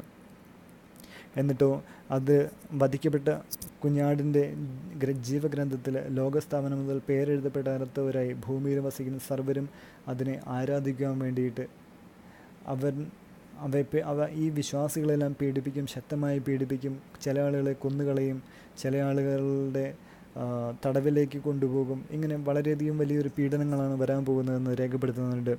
ഇവിടെ വിശുദ്ധരായിട്ടുള്ളവർ, ദൈവത്തിനോട് വിശ്വസ്തത പുലർത്തുന്ന ആളുകളെല്ലാം വളരെയധികം സഹനശക്തിയും വിശ്വാസവും കാത്ത് സംരക്ഷിക്കണം. കാരണം വിശ്വാസം തകർത്ത് കളയാൻ വേണ്ടി വരുന്നവൻ്റെ മുന്നിൽ ദൈവത്തിലുള്ള വിശ്വാസം ഉപേക്ഷിക്കാൻ ഇടയാവരുത്. 3.5 വർഷക്കാലം പിശാചിന് ഈ ലോകത്തിൻ്റെ മേൽ വിധിക്കുവാനുള്ള അധികാരം ദൈവം കൊടുത്തിട്ടാണ് അവൻ വരുന്നത്. ഇല്ല എന്നുണ്ടെങ്കിൽ ഇവങ്ങനെയും സംഭവിക്കുകയില്ല. അത് സഭയുടെ മേൽ പോലും അധികാരം കൈയാളുവാൻ വേണ്ടിയിട്ട് ഇൻഡയറക്റ്റായിട്ട് ഇതിനകത്ത് പറയുന്ന ഒരു കാര്യമാണ് മനസ്സിലാക്കുവാൻ സാധിക്കുന്നത്. സഭയുടെ മേലും ഒരുപക്ഷെ അധികാരം കൈവരുത്തുവാൻ വേണ്ടിയിട്ടാവാം കുഞ്ഞാടിൻ്റെ രൂപത്തിലേക്ക് കടന്നു വരുന്നു എന്ന് പറയുന്നത്. നമുക്ക് അതുകൂടി ഒന്ന് വായിച്ചു പോകാം. ഭൂമിക്കടിയിൽ നിന്ന് കയറി വരുന്ന വേറൊരു മൃഗത്തെ ഞാൻ കണ്ടു. അതിന് കുഞ്ഞാടിൻ്റേതുപോലുള്ള 2 കൊമ്പുകളുണ്ടായിരുന്നു. അത് സർപ്പത്തെ പോലെ സംസാരിച്ചു. നോക്കുക, കുഞ്ഞാടിനെ പോലെ കടന്നു വരുന്ന മറ്റൊരു മൃഗം, അത് ഈ പിശാചാണ്. അവൻ ഒരു കള്ള വേഷത്തോട് കൂടിയിട്ട്, ക്രിസ്തുവിൻ്റെ വേഷത്തിലും വരുന്നവൻ, അതുപോലെ പ്രവാചകൻ, വ്യാജ പ്രവചനങ്ങൾ നടത്തുവാനൊക്കെ വരുന്നവൻ, അവൻ ഇവിടെ യേശു ക്രിസ്തു കുഞ്ഞാടെന്ന് നമ്മൾ മനസ്സിലാക്കുന്നുണ്ട്. കുരിശിൽ ബലിയർപ്പിക്കപ്പെട്ട ആ കുഞ്ഞാട്, സ്വർഗത്തിലേക്ക് കയറി വരുന്ന കുഞ്ഞാട്, ചുരുളുകൾ നിവർത്തുന്ന കുഞ്ഞാട്, അത് യേശു ക്രിസ്തുവാണ്. ആ യേശു ക്രിസ്തുവിനെ പോലെ തന്നെ, അതേപോലെ തന്നെ ഒരു റെപ്ലിക്ക അല്ലെങ്കിൽ ഒരു കോപ്പി അടിച്ച് യേശുവാണ് എന്ന് തെറ്റിദ്ധരിപ്പിക്കുന്ന വിധത്തിൽ തന്നെ ഒരുത്തൻ കടന്നു വരും. അവന് 2 കൊമ്പുകളുണ്ട്. എന്നാൽ അവൻ്റെ പ്രവർത്തികൾ, കാര്യങ്ങളെല്ലാം, ദൈവം ചെയ്യുന്ന കാര്യങ്ങളെല്ലാം ചെയ്യുവാൻ അവനും സാധിക്കും. മരിച്ചവർക്ക് ജീവൻ നൽകുവാനും ഒരുപക്ഷെ അവന് സാധിച്ചേക്കാം. അതാണ് പറയുന്നുണ്ടല്ലോ, ജീവവായു നൽകപ്പെട്ടു എന്നൊക്കെ പറയുന്നുണ്ടല്ലോ. എന്നിട്ട് അവൻ ഒരു രൂപം സ്ഥാപിക്കും. എന്നിട്ട് പറയുകയാണ്, നിങ്ങൾ ഇതിനെ ആരാധിക്കണം, ഇവനെ ആരാധിക്കണം, ആദ്യത്തെ മൃഗം അതിനെ ആരാധിക്കണം എന്ന് പറയുകയാണ്. ഏതാണ് ആ ആദ്യത്തെ മൃഗം? ഒരുപക്ഷെ കുഞ്ഞാടിനെ പോലെ സംസാരിക്കുന്ന അവൻ, യേശു ക്രിസ്തുവിനെ പോലെ തന്നെ വരുന്ന അവനെ സഭയും വിശ്വാസികളും തെറ്റിദ്ധരിക്കപ്പെടുകയും അവൻ്റെ ഒരു അധികാരത്തിൻ്റെ കീഴിലേക്ക് മാറ്റപ്പെടുവാനും സാധ്യതയുണ്ടാവാം എന്നാണ് തോന്നുന്നത്. അതായത് 7 രാജ്യങ്ങളെക്കുറിച്ച് ഒരുപക്ഷെ 7 മൃഗങ്ങൾ, 7 തലയുണ്ട് എന്ന് പറയുന്നത് ഒരുപക്ഷെ 7 മലകൾ അല്ലെങ്കിൽ 7 തലകൾ ഇങ്ങനെ പറയുന്നുണ്ട്. അവ ഒരുപക്ഷെ 7 രാജ്യങ്ങളായിരിക്കാം, അല്ലെങ്കിൽ 7 വലിയ ഭരണകൂടങ്ങളായിരിക്കാം വരാൻ പോകുന്നത്. അവ കടന്നു വരുമ്പോൾ വിവിധ തർക്കങ്ങളും കാര്യങ്ങളൊക്കെ ഉണ്ടാകുമ്പോൾ അവയ്ക്ക് മധ്യസ്ഥരായിട്ട് എല്ലാവർക്കും വിശ്വസ്തരായ ഒരു വ്യക്തി അന്നും ഇന്നും എന്നും ഈ ലോകത്തിലുള്ള ഒരേ ഒരു പ്രസ്ഥാനമേ ഉള്ളൂ, ഇല്ലെങ്കിൽ ഒരേ ഒരു ലോക നേതാവേ ഉള്ളൂ. അത് പോപ്പാണ്. ആ പോപ്പിനെ അവർ വിശ്വാസത്തിലെടുക്കും. എന്നിട്ട് അന്ന് പറയാൻ പോകുന്ന ഇപ്രകാരമായിരിക്കാം, പോപ്പ് ഭരിക്കുക, നിങ്ങൾ പറയുന്നത് പോലെ ഞങ്ങൾ അനുസരിക്കാം എന്ന് പറഞ്ഞുകൊണ്ട് സഭയുടെ ഉള്ളിലേക്ക് ഒരു കൈകടത്തലായിരിക്കാം വരാൻ പോകുന്നത്. അതായിരിക്കാം 3.5 വർഷക്കാലത്തോളം ഭൂമിയിൽ മുഴുവനും പീഡനങ്ങൾ ഇവരഴിച്ചു വിട്ടുകൊണ്ടിരിക്കുമ്പോഴും അവർ കുഞ്ഞാടിനെ പോലെ വേഷം കെട്ടിക്കൊണ്ട് സഭയുടെ ഉള്ളിലേക്ക് കടന്നു വരാം. അങ്ങനെ പോപ്പിന് അധികാരങ്ങൾ കൊടുത്തുകൊണ്ട് അവരൊരു സമാന്തര ഭരണം നടത്തുവാനായിരിക്കാം ഒരുപക്ഷെ ചെയ്യാൻ പോകുന്നത്.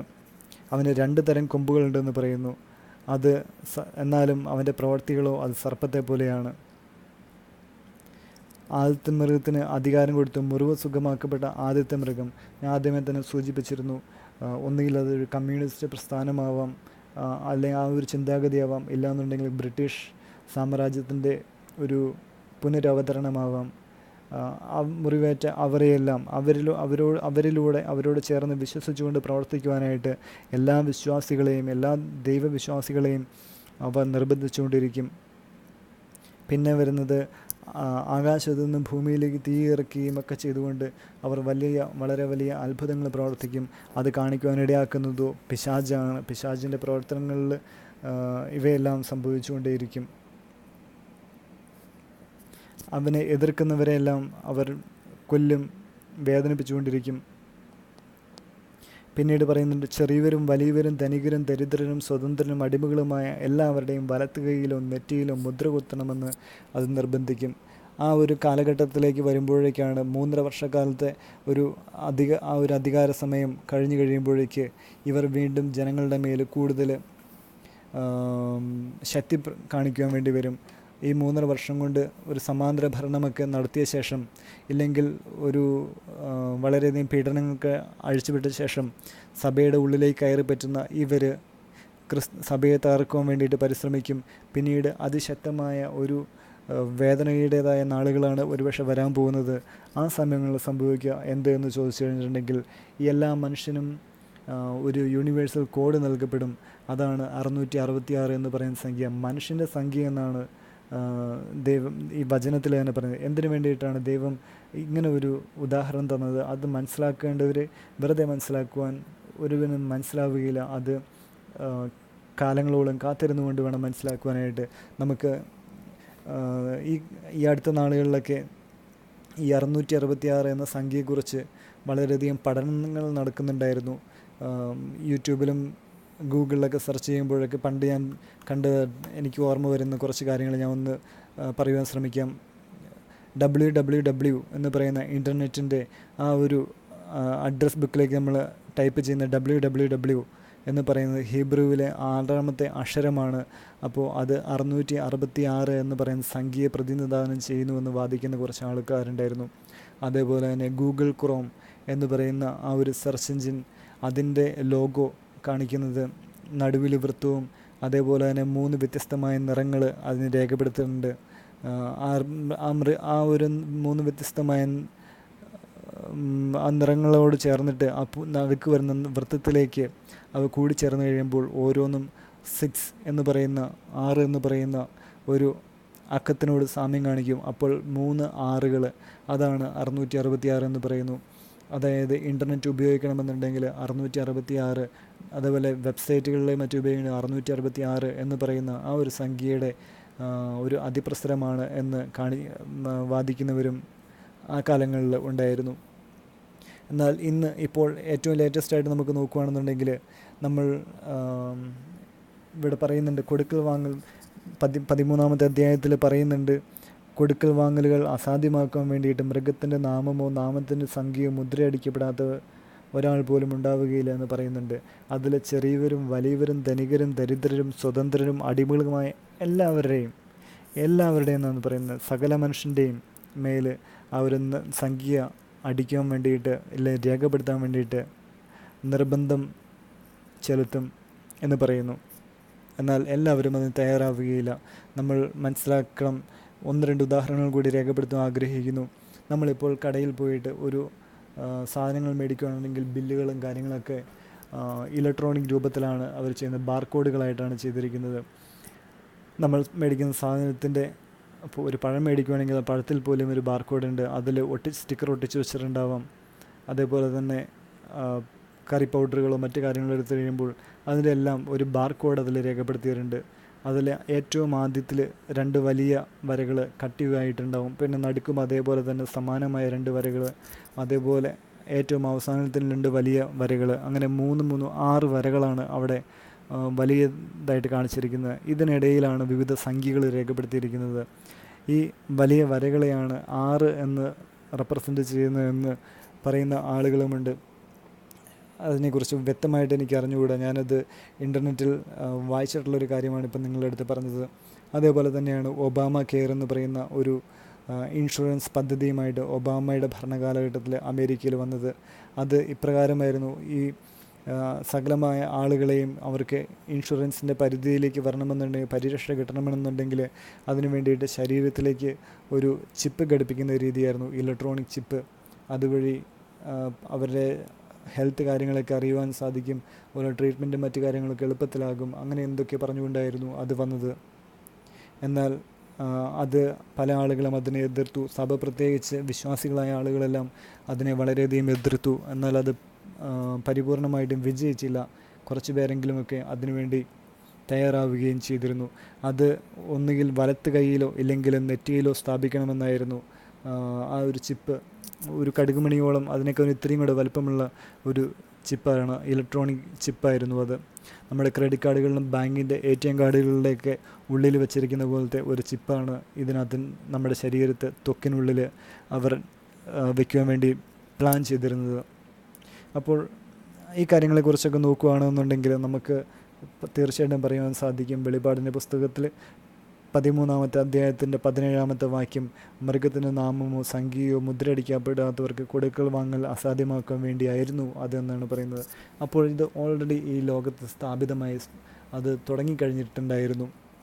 പൂർത്തിയാവാൻ സാധിച്ചില്ല. കാരണം എന്തെന്ന് ചോദിച്ചാൽ സകല മനുഷ്യരും അതിനുവേണ്ടി തയ്യാറായില്ല. അപ്പോഴാണ് മറ്റൊരു രീതി കൂടി കടന്നു വരുന്നത്. ഇപ്പോൾ ചില ലോകത്തിൻ്റെ വിവിധ എയർപോർട്ടുകൾ നോക്കുകയാണെന്നുണ്ടെങ്കിൽ ചില എയർപോർട്ടുകളെല്ലാം വളരെയധികം അഡ്വാൻസ്ഡ് ആണ്. ഒരു മനുഷ്യൻ ഒരു രാജ്യത്തിലേക്ക് കടന്നു ചെന്ന് കഴിയുമ്പോൾ ആദ്യം തന്നെ അവൻ്റെ പാസ്പോർട്ട് കൺട്രോളിന് വേണ്ടിയിട്ട് പോവുകയില്ല, അവനെ ആദ്യം തന്നെ ഐ റീഡിങ്ങിന് വേണ്ടി കൊണ്ടുപോകും. അതേപോലെ തന്നെ അവൻ്റെ കൈവിരൽ അടയാളങ്ങളൊക്കെ അവിടെ രേഖപ്പെടുത്തും. അതിനുശേഷമാണ് അവൻ്റെ ബാക്കിയുള്ള പ്രോസസ്സും കാര്യങ്ങളും നടക്കുന്നത്. അതായത് ആ രാജ്യത്തിലേക്ക് കടന്നു പോകുന്ന ആ വ്യക്തി, ഉദാഹരണമായി പറയുകയാണെങ്കിൽ വിസിറ്റ് വിസയിൽ ഒരു രാജ്യത്ത് സന്ദർശനത്തിന് പോകുന്ന ഒരു വ്യക്തി, അവൻ ആ രാജ്യത്ത് കടക്കുമ്പോൾ അവൻ്റെ കണ്ണുകളും കൈവിരലടയാളങ്ങളും അവിടെ ശേഖരിക്കപ്പെട്ട് കഴിഞ്ഞു. പിന്നീട് അവൻ ആ രാജ്യത്തു നിന്ന് അനുവദിക്കപ്പെട്ടത് 30 ദിവസത്തെ വിസയാണെന്നുണ്ടെങ്കിൽ 30 ദിവസത്തിനുള്ളിൽ അവൻ പോയാൽ അവർക്കറിയാൻ പറ്റും ഈ വ്യക്തി ഈ രാജ്യത്തു നിന്ന് കടന്നുപോയി എന്നുള്ളത്.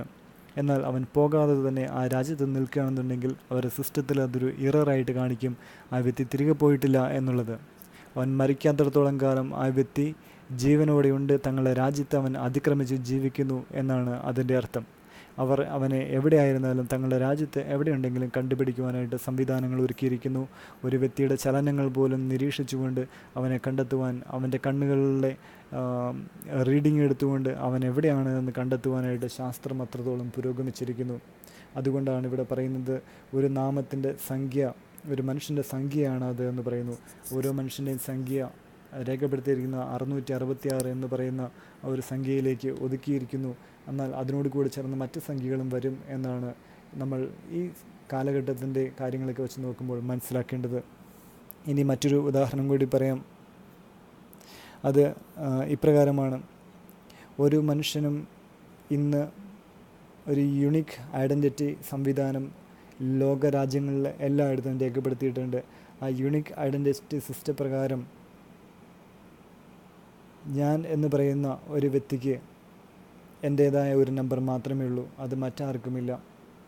അതിനുള്ളിൽ രേഖപ്പെടുത്തിയിരിക്കുന്ന വിവരങ്ങൾ എന്നെ സംബന്ധിച്ച മുഴുവൻ വിവരങ്ങളുമുണ്ട്. ഉദാഹരണമായിട്ട് അജോ എന്ന് പറയുന്ന വ്യക്തി ജനിച്ചത്, ആ നാള്, ആ ദിവസം, ആ മണിക്കൂർ, ഇവയെല്ലാം രേഖപ്പെടുത്തിയിരിക്കുന്നു. അവൻ്റെ ജനന സർട്ടിഫിക്കറ്റ് എന്ന് പറഞ്ഞുകൊണ്ട് പണ്ട് നമുക്ക് നമ്മുടെ ആശുപത്രികളിൽ നിന്നോ അല്ലെങ്കിൽ ഗവൺമെൻറ് സംവിധാനങ്ങളിൽ നിന്ന് ഒരു പേപ്പറിൽ എഴുതി തന്നിരിക്കുന്ന വിവരം ഇന്ന് ഈ ഒരു നമ്പറിനകത്ത് വളരെ വ്യക്തമായിട്ട് രേഖപ്പെടുത്തിയിരിക്കുന്നു.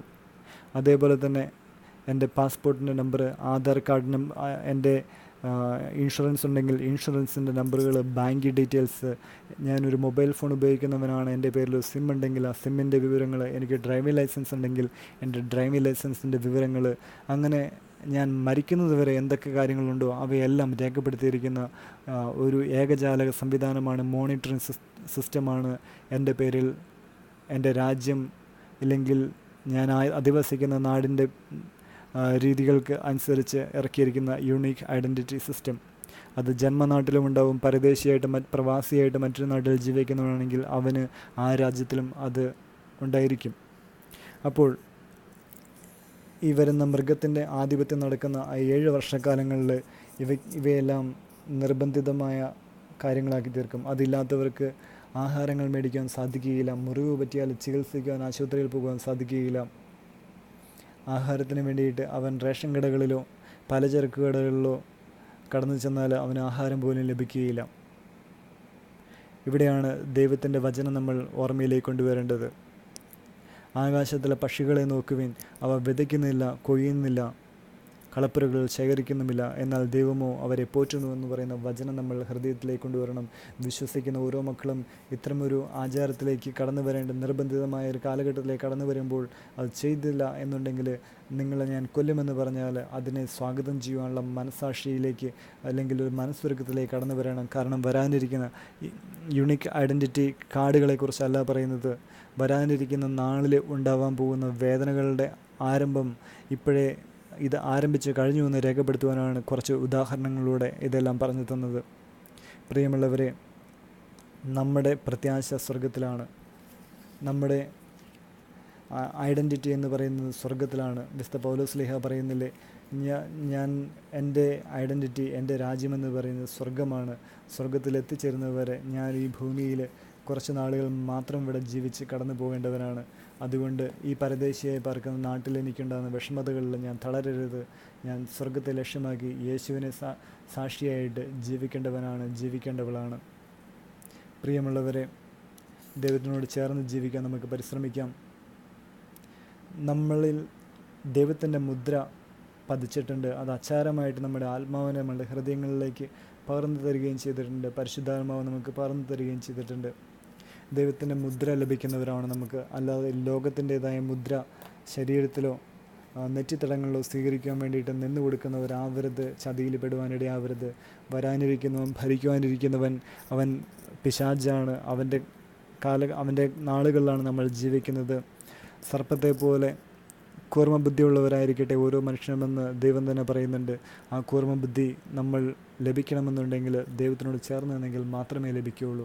ഈ ലോകത്തെക്കുറിച്ചുള്ള പരിപൂർണ്ണ വിജ്ഞാനമല്ല കൂർമ്മബുദ്ധി എന്നുകൊണ്ട് ഉദ്ദേശിക്കുന്നത്. പിന്നെയോ വരാനിരിക്കുന്ന ദുരിതങ്ങളെക്കുറിച്ചും ഈ ലോകത്തിൽ ദൈവം എന്തൊക്കെയാണ് പ്രവർത്തിക്കുന്നതെന്ന് മനസ്സിലാക്കാനുള്ള അടിസ്ഥാനപരമായ ഒരു അറിവെങ്കിലും നേടുന്നവനായിരിക്കണം.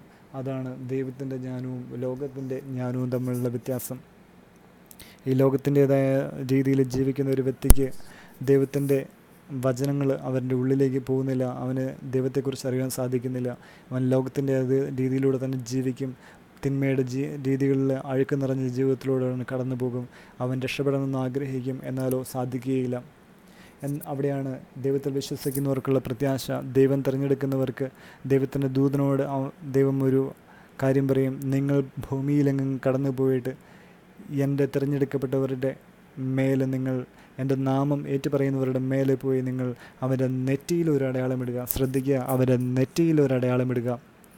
കുഞ്ഞാടിനെ പോലെ കടന്നു വരുന്നവനായ പിശാച് വ്യാജ പ്രവാചകന്മാരിലൂടെയും മറ്റും കടന്നു വന്നുകൊണ്ട് പ്രതിമയെ കൊണ്ടുപോലും സംസാരിക്കുവാൻ കഴിവുള്ളവനായി, ജീവശ്വാസം പകർന്നു കൊടുത്തുകൊണ്ട് സംസാരിക്കുവാൻ കഴിവുള്ളവനായി തീരുന്ന ആ പിശാച് ചെയ്യാൻ പോകുന്നതും അതുതന്നെയാണ്. സകല മനുഷ്യരുടെയും നെറ്റിയിൽ ഒരു നാമം രേഖപ്പെടുത്തും, ഒരു അടയാളം രേഖപ്പെടുത്തും. അവൻ പിശാചിൻ്റേതാണ്.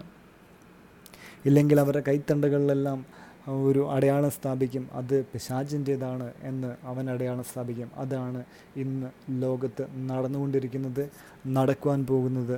പൂർത്തിയായിട്ടില്ല, പൂർത്തിയാവാത്ത കുറച്ച് ആളുകളുണ്ട്. അത്തരം ആളുകൾ ഇന്നും ഭൂമിയിൽ ജീവിക്കുന്നുണ്ട്.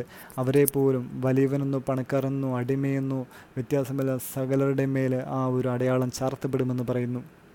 അതിനെ എതിർക്കുന്നവർക്ക് മരണത്തിന് കീഴടങ്ങേണ്ടി വരും. അവർ തടവിലാക്കപ്പെടും, വേദനിക്കേണ്ടി വരും.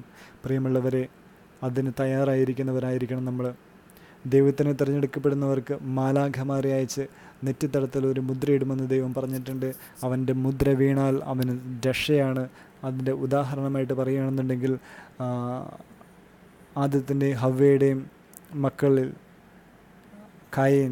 കായൻ തൻ്റെ സഹോദരനെ കൊന്നു കഴിഞ്ഞപ്പോൾ പശ്ചാത്തപിച്ചു. ദൈവത്തിൻ്റെ സന്നിധിയിലേക്ക് അവൻ മാപ്പപേക്ഷിക്കുവാൻ തയ്യാറാവുന്നു. അപ്പോൾ ദൈവം അവൻ കയൻ ദൈവത്തോട് പറയുന്നത്, ദൈവമേ, ഞാൻ ഈ പാപം ചെയ്തു പോയി, ഞാൻ ഇനി ഭൂമിയിൽ അലഞ്ഞു തിരിഞ്ഞ് നടന്നാൽ സകല ആളുകളും എന്നെ ഉപദ്രവിക്കുകയില്ലേ, എന്നെ കൊല്ലുകയില്ലേ എന്ന് പറയുമ്പോൾ ദൈവം പറയുന്നു, ഇതാ ഞാൻ നിൻ്റെ നെറ്റിത്തടത്തിലൊരു അടയാളമിട്ടിരിക്കുന്നു, ആരും നിൻ്റെ മേലെ കരമുയർത്തുകയില്ല എന്ന്.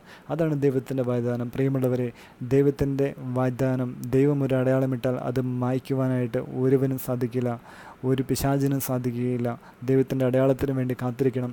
അങ്ങനെ വിവിധ സ്ഥലങ്ങളിലൂടെ വചനത്തിൻ്റെ വിവിധ ഭാഗങ്ങളിലൂടെ കടന്നു വരുമ്പോൾ നമുക്ക് നെറ്റിത്തടത്തിലാണ് ദൈവം അടയാളമിടുന്നത് മനസ്സിലാക്കുവാൻ സാധിക്കും. മറ്റ് രണ്ട് വചനഭാഗങ്ങൾ കൂടി മനസ്സിലുണ്ടായിരുന്നു, എന്നാൽ പെട്ടെന്ന് എനിക്കത് ഓർമ്മിക്കുവാൻ സാധിക്കുന്നില്ല. പ്രിയമുള്ളവരെ, ദൈവം അടയാളമിടുന്നത് നെറ്റിത്തടത്തിലാണ്. അങ്ങനെയുള്ളവർ, ദൈവത്തിൻ്റെ സന്നിധിയിലേക്ക് തിരഞ്ഞെടുക്കപ്പെടുന്നവർ, അന്ത്യകാഹളം കേൾക്കുമ്പോൾ ദൈവത്തിൻ്റെ സന്നിധിയിലേക്ക് കടന്നു പോകുവാൻ ഇടയാവും. ഏശയ്യാ പ്രവാചകൻ്റെ പുസ്തകത്തിൽ 44-ാമത്തെ അധ്യായം പറയുന്നുണ്ട്. 3-ാമത്തെ വാക്യം പ്രകാരമാണ് പറയുന്നത്, വരണ്ട ഭൂമിയിൽ ജലവും ഉണങ്ങിയ നിലത്ത് അരുവികളും ഞാൻ ഒഴുക്കും, നിൻ്റെ സന്തതികളുടെ മേൽ എൻ്റെ ആത്മാവും നിൻ്റെ മക്കളുടെ മേൽ എൻ്റെ അനുഗ്രഹവും ഞാൻ വർഷിക്കും. ഇസ്രായേലിൻ്റെ രാജാവും രക്ഷകനും സൈന്യങ്ങളുടെ നാഥനുമായ കർത്താവ് അരുളി ചെയ്യുന്നു, ഞാൻ ആദിയും അന്തവുമാണ്, ഞാനല്ലാതെ മറ്റൊരു ദൈവമില്ല. പ്രിയമുള്ളവരെ, പിശാചിൻ്റെ കെണിയിൽ വീണു പോകാൻ ഇടയാവാതിരിക്കട്ടെ. ഈ ലോകത്തിൻ്റെ അന്ത്യത്തിലേക്ക് കടന്നു പോകുന്നുവെന്ന് പ്രകൃതിയും ലോകരാജ്യങ്ങളും അതേപോലെ ഓരോ കാര്യങ്ങളും നമ്മുടെ സറൗണ്ടിങ്സ് മുഴുവനും അതിൻ്റെ ലക്ഷണങ്ങൾ കാണിച്ചു തുടങ്ങിയിരിക്കുന്നു. നമ്മൾ ഇനിയും ലോകത്തിൻ്റേതായ വിധത്തിൽ ജീവിക്കരുത്. വെള്ളപ്പൊക്കത്തിൻ്റെ വേദനകൾ നമ്മുടെ നാടിനെ വളരെയധികം വേദനിപ്പിച്ച് തകർത്ത് കളഞ്ഞ് കടന്നുപോയി. എന്നാൽ ഒരു മാസം പോലും തികയുന്ന മുമ്പ് തന്നെ നമുക്ക് കാണുവാൻ സാധിക്കുന്ന മ്ലേച്ഛകരമായ പ്രവർത്തികൾ, അതേപോലെ ആഡംബരവും തെറ്റായ ചിന്തകളും ദൈവത്തിന് എതിരായിട്ടുള്ള പ്രവർത്തനങ്ങളും സംസാരങ്ങളും കൊടുമ്പിരി കൊണ്ടുകൊണ്ടിരിക്കുന്ന വീണ്ടും. അതാണ് പറയുന്നത്, ദൈവം തന്നെ രേഖപ്പെടുത്തേണ്ട, വചനത്തിൽ തന്നെ രേഖപ്പെടുത്തേണ്ട, പലപ്പോഴും അവർ ആ കാര്യങ്ങളെല്ലാം മറന്നുപോകും. അവർ വീണ്ടും സുഖലോലുപതയിലും മദ്യാസക്തികളിലേയും കടന്നു പോകും. അവർ തിന്നും കുടിച്ചും മതിച്ചും ജീവിക്കുന്നവരായിത്തീരും. അപ്പോഴാണ് ദൈവത്തിൻ്റെ ആഗമനം. അപ്പോൾ അവർ മധ്യാകാശത്ത് യേശുക്രിസ്തുവിനെ കാണും. അനേകം വെള്ളക്കുതിരകളുടെ ഏറി വരുന്ന ഒരു വലിയ സൈന്യനിരയും കാണുമെന്ന് പറയുന്ന പ്രിയമുള്ളവരെ, അപ്പോഴവൻ തൻ്റെ മുദ്ര പതിച്ചിട്ടുള്ളവരായ, ദൈവത്തിൻ്റെ മുദ്ര പതിച്ചിട്ടുള്ള ആളുകളെ സ്വർഗത്തിലേക്ക് മാറ്റി വേർതിരിച്ച് നിർത്തും. അല്ലാത്തവരോ ദുഷ്ടരോ അവർ ഈ ഭൂമിയിൽ ഇവിടെ തന്നെ പിശാചിൻ്റെ എണ്ണത്തിലേക്ക് തകിക്കപ്പെട്ടവരാണ്, നിത്യനരകാഗ്നിയിലേക്ക് പോകുവാൻ വേണ്ടി വിളിക്കപ്പെട്ടവരാണ്. പ്രിയമുള്ളവരെ, ഇതാണ് യഥാർത്ഥ സമയം, ചിന്തിക്കേണ്ട സമയം. നീ നിൻ്റെ ഇന്നലെ വരെയുള്ള ജീവിതത്തെക്കുറിച്ച് പശ്ചാത്തപിക്കുക, ദൈവത്തിനെ ആദരം കൊണ്ട് ഏറ്റു പറയുക, ഹൃദയത്തിലേക്ക് സ്വീകരിക്കുക. ഒരേ ഒരു നാമമുള്ള രക്ഷയ്ക്ക് വേണ്ടിയിട്ട് യേശു എന്ന നാമം വിളിക്കുക, ഏറ്റുപറയുക. യേശുവേ, എൻ്റെ ജീവിതത്തിലേക്ക് കടന്നു വരണമേ, എന്നെ ഒരു പുതിയ സൃഷ്ടിയാക്കി തീർക്കണമേ. ഞാനും എൻ്റെ കുടുംബവും എന്നതിനപ്പുറം കർത്താവേ, ഞാനെന്ന വ്യക്തിയിലേക്കെങ്കിലും അവിടുന്ന് കടന്നു വരണമേ. എൻ്റെ കുടുംബാംഗങ്ങൾ ഒരുപക്ഷെ നിന്നെ പരിത്യജിക്കുന്നുണ്ടാവാം, നിന്നെ വേദനിപ്പിക്കുന്നുണ്ടാവും. അവർക്ക് വേണ്ടി ഞാൻ മാപ്പപേക്ഷിക്കുന്നു. കർത്താവേ, യേശുവേ, നീ എന്നിൽ വസിക്കണമേ, നീ എന്നിൽ വസിക്കണമേ, നീ എന്നിൽ വസിക്കണമേ. യേശുവേ എന്ന നാമം ഞാൻ എൻ്റെ അന്തരത്തിൽ കാത്തു സംരക്ഷിക്കും. ഈ ഒരു ചിന്തയിലേക്ക് നമ്മുടെ മനസ്സിനെ ഉയർത്തിക്കൊണ്ടുവരാം. ഈ ഒരു തലത്തിലേക്ക് നമ്മുടെ ദൈവാത്മാവിനെ വിളിച്ചു വരുത്താം. നമ്മുടെ ദൈവത്തിൻ്റെ ആഗമനത്തിൽ ദൈവം അന്വേഷിക്കുന്ന ഒരേ ഒരു കാര്യമാണ്, ആരാണ് എൻ്റെ നാമം വിളിക്കുന്നവർ? അവരെയാണ് ദൈവത്തിൻ്റെ ദൂതർ വന്ന് മുദ്രയിടുന്നവരായി തീരുക. ആ മുദ്രയ്ക്ക് വേണ്ടി നമുക്ക് നമ്മുടെ ജീവിതത്തെ ഒരുക്കാം. സർവശക്തനായ ദൈവം നമ്മളെല്ലാവരെയും സമൃദ്ധമായി അനുഗ്രഹിക്കട്ടെ. പിതാവിൻ്റെയും പുത്രൻ്റെയും പരിശുദ്ധാത്മാവിൻ്റെയും നാമത്തിൽ ആമേൻ.